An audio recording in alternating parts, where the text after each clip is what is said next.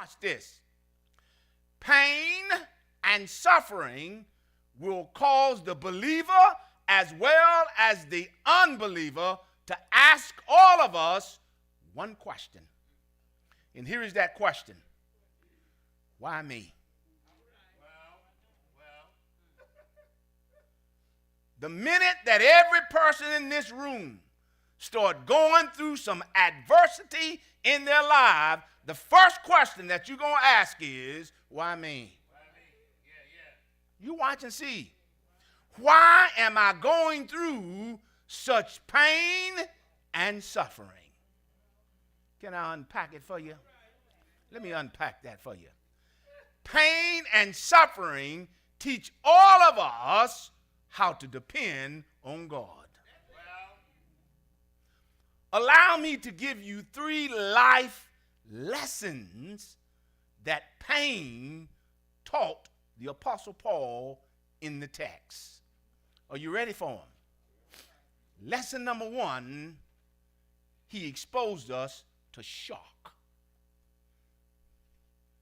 Lesson number 1, he's exposed to shock. Lesson number 2, we're exposed to suffering. And lesson number 3, we are learned how to surrender. 3 important things that you need to learn in your life today. I'm going to say them again. They all start with S's. Number 1, God exposes us to shock. Number 2, he exposes us to suffering. And number 3, in that shock and suffering, he teaches you how to surrender. Did you get what I just said to you? You need to understand these 3 principles in your own personal life. You will be shocked, you will suffer, and you're going to have to surrender. You understand what I'm saying to you this morning? So let's start with lesson number 1, if you will. If you will look at verse number 8 in the text, this is what Paul says in the text.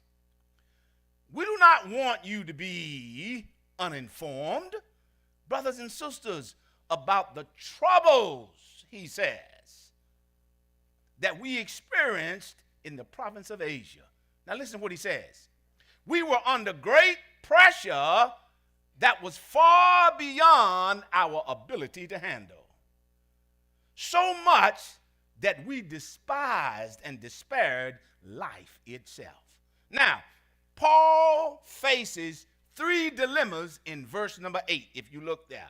In verse number 8, here is dilemma number 1. Dilemma number 1 is he was under great pressure. Now, sometimes pressure comes from an external source, or sometimes it comes from an internal source. Nevertheless, pressure will bust a pipe, won't it? Pressure will cause you to alter your behavior. I'm telling you now, pressure will alter your behavior. You know some of the biggest people in the church who have to change their behavior because of pressure is Christians. As long as life is going all right, a Christian can be an outstanding person. But as soon as that pressure hit them, so Paul said in the text, the first dilemma you had to overcome is pressure. The next dilemma that you had is temptation. Oh my goodness. Temptation comes in many forms. And most of the time, temptation comes in a human form. Oh my goodness. It's either going to come from you wanting to capitulate to something or somebody else asking you to do something. Can I give you an example? From personal experience, there will always be somebody tempting you to do what's wrong. Always. There will always be somebody at your job, in your church or in your family that's going to be pressuring you to tempt you to do something wrong. You watch and see what I tell you. And most of the time, it's going to come from your own family. That's dilemma number 2. Temptation brings us to the point that it goes beyond our ability to endure it. And dilemma number 3, Paul said this: we thought that we were going to die. Not many people make it to that stage in life. But here's what I'm trying to say to you. All of us at one time or another will experience some dilemma that causes us want to give up. And the pressure will come so overwhelming that this is what happens. In the text, Paul says, along with his companions, I was shocked. That's what Paul is saying. I was literally shocked by the circumstances I found myself. Has anybody in here ever been in a situation that they are shocked of the situation they are in? I tell you what, somebody will do something will shock you. You watch and see to tell you, if you keep living, I guarantee you that somebody's behavior is going to shock you. It's going to shock you. Shock is unpredictable. Shock is sudden. And the reason why shock is unpredictable and uncertain is because you can be here today and gone tomorrow. You can be sitting in this pew this morning, shaking hands, laughing, and loving somebody, and tomorrow morning they're gone. Now you in shock. You can say to yourself, well, they was just here last week at church. And the reason you're shocked is because you wasn't prepared.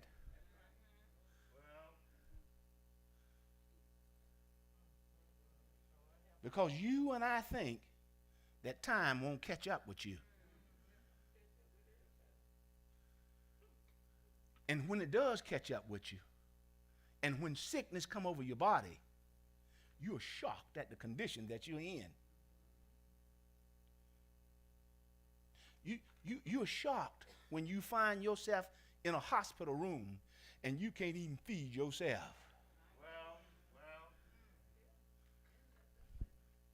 If you hadn't been there, keep counting them birthdays. You will find yourself somewhere where somebody will have to bathe you and turn you over because you don't have the strength to do it. It comes both to the old and young. You will find yourself shocked, and it'll bring tears to your eyes. I couldn't even feed myself. I couldn't even form a sentence. I could not read on a 3rd grade level. And all I could do is look up in the fan and wipe tears, wondering, Lord, will I ever return to the position that I was in? You'd be shocked.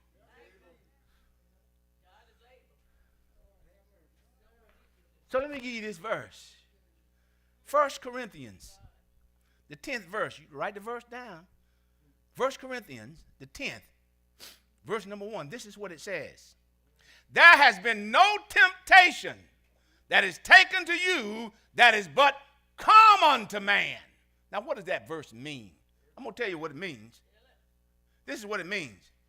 Everybody in this room, listen to me carefully. There is somebody out there who's gone through what you have been through and overcome it. You didn't hear what I just said to you. That's what Paul is telling you in that verse. I'm going to read it to you one more time. There is no temptation uncommon. Everybody in here has gone through something. The problem is you'll get stuck in your feelings and start feeling sorry for yourself. But the Bible teaches us that everybody in here, if you live long enough, you'll see somebody who's overcome it and can testify to it. Every one of us. Listen what God goes on and says. But God is faithful. And he will not suffer you to be tempted beyond what you've been able to take. Now watch this, watch this. See, for the Bible reader, the problem with most Bible readers is you'll stop right there. Do you want me to tell you why you stop right there? Because you're looking for the answer that you're going through, and so you stop. But what the problem is, you have to go a little bit deeper if you want to grow in God. See, because that's part of the answer, and that is the truth. But now listen what else God says. But the word but is a conjunction, isn't it? That means there's another thought coming after but. God had just said, hey, I won't let you go through nothing beyond what you can bear. But. Now what is he saying after but? Listen what it said. But with that temptation, he will also make a way for you to escape, that you may be able to bear it. Now, let me give you some reasoning here. Do you know why he had to provide a way for you to escape? Because the situation that you was in was so hot that you need to get out of that area. So now listen to what God is trying to tell you. You're going to meet some people, and you're going to meet some circumstances that are bigger than you are. You're going to flat out meet other people who are smarter than you, stronger than you, got more money than you, can do more than you, and outdo you, battle you on the battlefield, and ain't nothing you can do about it. There are people in this world that are much better at it than you are. And God said, when you meet those people, listen, you need to flee. There are some demons that has been on this world before you were even born, and it is foolish for you and I to try to compete and think we can overcome God's demons. There is no man that can outdo a demon. So God is telling you, hey, but when that temptation becomes too much for you to bear, listen what God say, I'll provide you a way out. See, because you know what will happen in your life? If you don't leave that area, that situation will overtake you. See, that's where we fall into addictions. That's where we fall in strongholds. Because that stronghold is stronger than you are. That's when we get into addiction. You know what an addiction is? An addiction is when you get into a situation where you are in bondage. That's what addiction is. Sin places on you an addiction. And what addiction is bondage. Your behavior will make you a slave to sin. I could not stop myself when I was in the world. Do you know why? Because I loved sin. And sin will make you a slave. You understand what God is doing? So Paul is saying, there I am standing and I am in shock. Are you in shock? How did I get here? How long am I going to have to endure this kind of suffering? I'm bogged down in a situation I can't get out of. And now here I am, shocked. It taught me how to depend on Jesus. Because if you stay with Jesus, you will go through the bad times as well as the good times. God sometimes allow us to be shocked so it will send you a message. But some people in this room, you ain't got the message yet. That's why you keep falling for the same trick. I'm not mad at you. You have to be taught. And if you don't understand that Bible, if you don't understand what that word is trying to say to you, you're going to be in trouble. So the first lesson that Paul learned is, in spite of what I'm going through, in spite of me being shocked, God is still good. Can you do that? Can you function and survive even when you have been shocked? Watch this now. Watch this. Watch this. Not only does God let the believer be shocked, God will allow the believer to suffer. Oh my God. So it don't stop right there. And listen, you can't be shocked unless God lets you be shocked. Because the Bible tells us, listen now, the steps of the righteous are guided. So he can stop it any way he wants. He can get you out of it any way. But you know what God do sometimes? He'll let you stay right there. Now you are, Lord, why me? Why not you? It got so serious. This is what Paul said in verse number 9. We had received a death sentence. Your bills are back up on you. Your husband and wife will run out on you. Your children will run around and turn around and turn their back on you. Your job will fire you. And even the people who you thought were with you will walk out on you.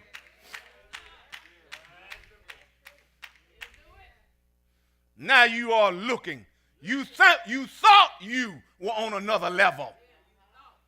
And now you are standing there shocked, and now you're suffering because you can't even pay your bills. But you so holy.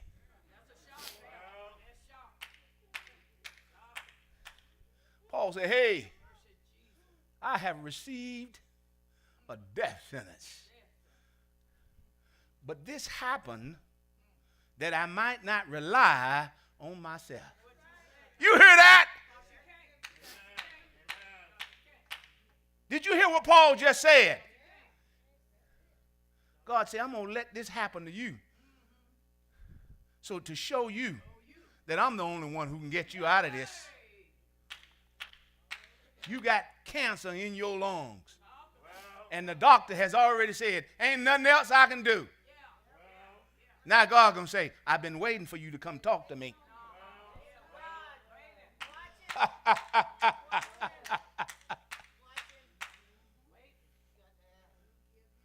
You better start depending on God. Pain and suffering can be your greatest teacher as well as your greatest friend. Not many people in society reach the spiritual maturity when they can call pain and suffering their friend. It takes a mature Christian to look at pain and suffering and still call it friend. That's when you are operating on a whole different level. That's when you can say, Lord, I know there's a purpose in this. Even though I can't see it, I know you got my back. And the only way that you're going to ascertain that kind of knowledge and that kind of discernment, you're going to have to suffer. You getting ready to go through this. James said this. Consider it all joy. Ain't that what James said? Whenever you have these kind of troubles, he said, know that the testing. You ever been tested? You ever been tested? For anywhere there is an institution of greater learning, you got to be tested. Isn't that right? If you want to operate on another level, somebody has got to teach you. You come in here talking about how much you know. Well, we're going to find out how much you know. God's going to test you. Because the testing of your faith produces perseverance. And it produces trust. How in the world are you going to trust God if he has not delivered you? Right now, all you got is a belief. But you wait till God tests you.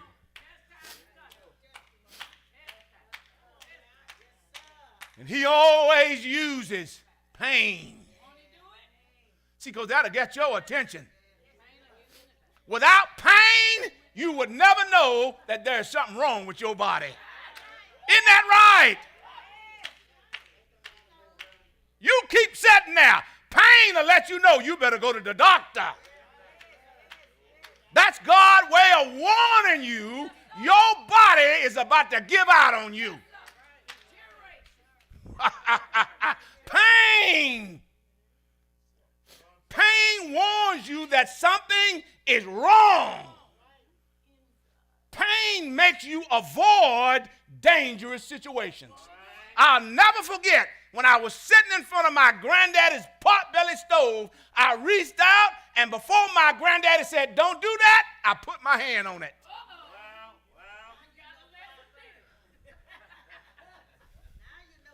5 years old, sitting in front of my granddaddy's stove, sitting right between his legs, between his walking stick, and I reached out, and before he could say, don't do that, I did it. I never forgot it.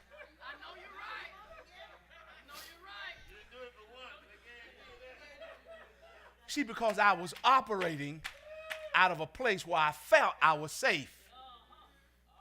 I like to sit right there at my granddaddy's feet because he would take care of me. He would give me money. He would give me candy and cookies. He'd tell me, grandson, everything is going to be all right. Woo! That's why I loved him so. But when I reached out and I put my hand in a place that it did not belong, pain remind me that everything in the world ain't for you. Are you praying with me? Pain. Pain. Without pain, I could not appreciate the good health that I have this morning. You see, because now I've got some problems in my life. I've got some ailments in my bodies. I've had some strokes. I done had some heart attacks. I done had some wounds. And every time I come back, I get a little bit weaker. Yet God is sustaining me even with the pain. So I don't pray no more for God to take it away. You don't hear me, do you? You don't hear what I'm saying to you. I don't ask him to take nothing no more. Now I say, just stay with me, and I'll be all right. If I can just get back to that pulpit, if I can just get my hand on this wood, because I know it's anointed. You ain't hearing what I'm telling you. Even if you won't come here, every night I'll come in here and I'll touch it. Because I know where my help come from. You ain't here, I help you. Are you praying with me yet? Have you been walking with him? Paul said in Corinthians, we are troubled on every side. Didn't he say it? Yet I'm not distressed. I'm perplexed, but I'm not in despair. I'm persecuted, but I'm not forsaken. I am even cast down, but they won't let them destroy me. You ain't heard me.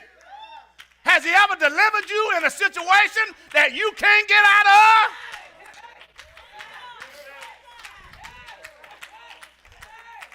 I'm trying to pray with you this morning. I done had tears in my eyes. If he ain't never made you cry, you just keep living.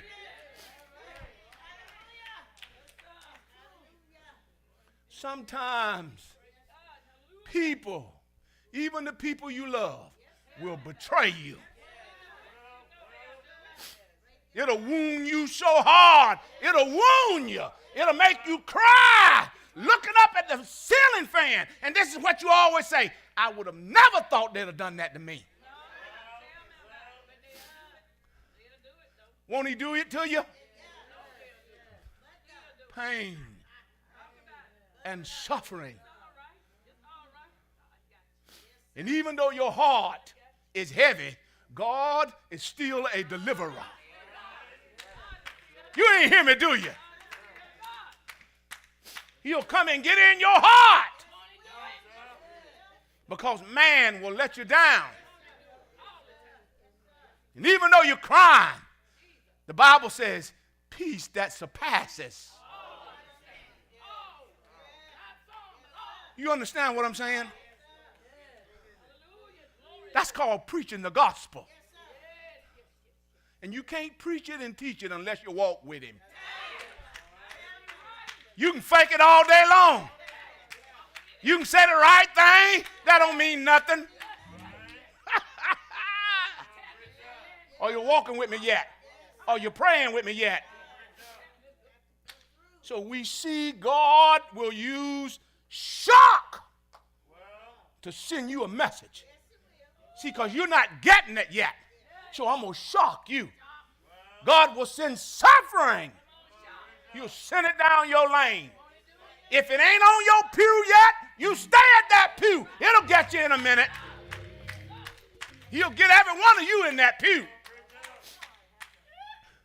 And after he gets through shocking you, and after he gets through making you suffer, this is what God say. Are you ready to surrender yet? Huh? Are you ready to surrender yet? Or do you still got a little fight left in you? See, I know what it's like where I can say, Lord, I surrender. I'll put down my foolish pride and I surrender. That's why Paul says, and I'm getting ready to close because I know it's getting next to your skin. Verse number 10, he said, he has delivered us. Anybody in here been delivered? If you've been delivered, say yeah. Yeah. Have you ever been delivered to God? He said, I delivered you. Now listen to me good here. Listen good to me. It is impossible. It is impossible for you to surrender to God and not be delivered. You didn't hear me, did you? It's the only way. The only way God can deliver you is you got to surrender first. You got to put down all that pride. And he'll deliver you. Most people don't have a problem with knowing God. Most people have a problem with surrendering to God. You just hear what I just told you. Let me go out here and say that one more time in front of the church. No. Everybody here, listen to me good. Most people don't have a problem knowing God. They got a problem surrendering to God.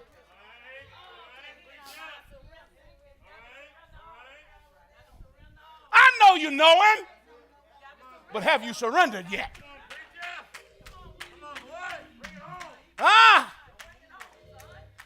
It's going to show you something. This is why Paul says, I'm getting ready to get out your way. Paul says in Romans 8:38, this is what Paul said, for I am persuaded. Woo, Jesus, I know what he's talking about now. That means that something or somebody has convinced me otherwise. Do you know what that means in Romans 38:39? Paul said, I am persuaded. Do you know what he's really saying? He had an encounter with Jesus. Have you had it yet? Have you had a genuine encounter with Jesus Christ? Because if you have had an encounter with God, it'll change your life.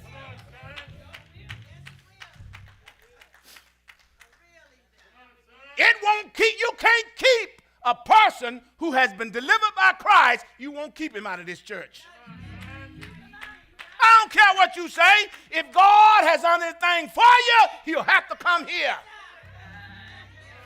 You can't fool me. You can do all the talking you want. But if you had a meeting with Christ, you coming back to this building.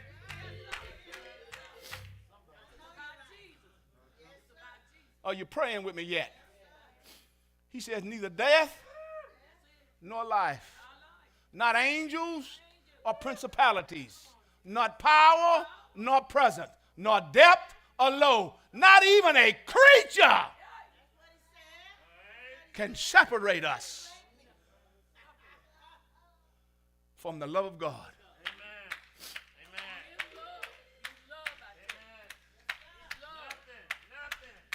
Have you learned your lesson? Pain. I have learned that pain is necessary. I have learned that suffering is necessary.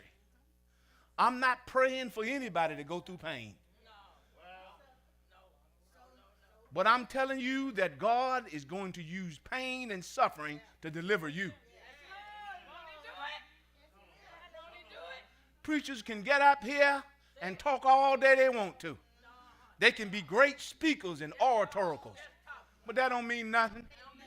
Until God get on your life and Satan get on your neck, God is going to have to deliver you. And it'll get away with all of that foolishness you doing. Trying to lift yourself up, people. Stop trying to place yourself over other people. I ain't nobody. You better humble yourself. You understand what I'm telling you? I'm not preaching to you what I read. Nothing wrong with studying the Bible. I'm preaching to you what I've been through. I can testify to everything I'm preaching. See, I don't preach beyond what I've gone through. He done delivered me. I ain't worried about what folks think. Nothing you can say now. I will not get off of this word. I don't mind that folks don't like me. I don't like some of them. But I can promise you this. You'll respect me for what I'm saying. Because I'll tell you the truth. Won't he do it? God will use pain to teach us about trust. I do love you. I do love God. And I understand now I'm not the only preacher who loves God. You're not the only deacon. You're not the only church member who loves God. Let us conduct ourselves in a way that reflects who we are. It is our hypocrisy that's killing us.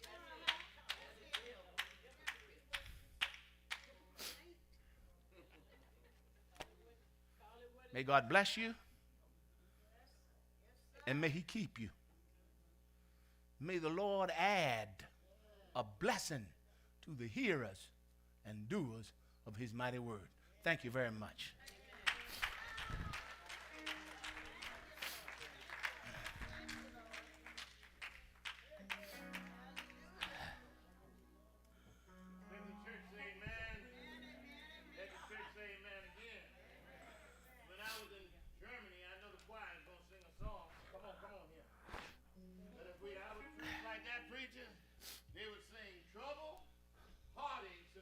Have mercy, Jesus. Be over. There'll be no more weeping. There'll be no more. Come on here. That choir in Germany can tear that up. Come on here, somebody.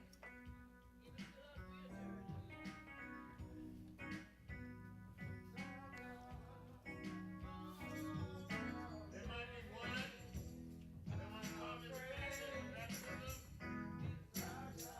How great is our God?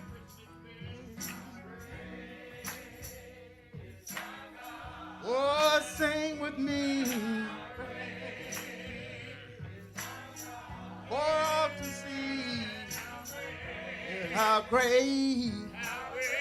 How great is our God. Splendid of a king. Sing it, Dick. Sing it. Clothed in majesty. Let all the earth rejoice. Let all the earth rejoice. He wrapped himself in light, and darkness tried to hide, and trembled at his voice, and trembled at his voice. Oh, how great is God. Oh, sing with me, how great. For all to see how great, how great. Oh, great is our God. Oh, how great is our God. How great, how great.